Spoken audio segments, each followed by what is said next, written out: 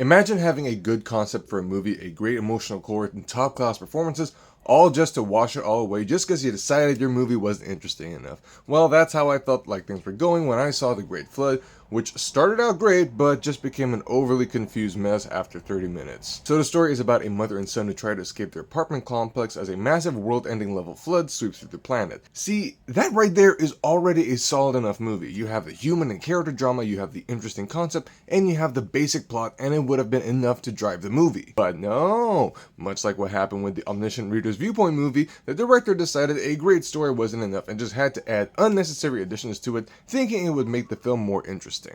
It did not. No. Like, don't get me wrong, the film looks great on a visual level with how it mixes practical effects and CGI for majority of the scenarios, especially when carried by the actors. The cinematography alone perfectly captures the fear, desperation, and sheer magnitude of impending doom in almost every frame. Yet the film's biggest disaster was its decision to go from a simple story of survival to a full-blown mind-bending sci-fi disaster piece of shit. It is so mind-boggling that they decided to do this. Now, the story of what happens isn't that confusing as it does make sense by the end, but it just comes out almost out of nowhere, and at that point, it decides to add whatever it can for the sake of spectacle and manages to take away most of what made the first 30 minutes great. Heck, I didn't even want to watch this because the movie had floods, and some of y'all know me, with floods and all, but Kim Dao-mi is the lead, so I have to watch it because, she's always a win.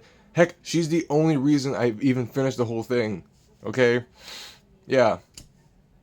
Why was this made? There.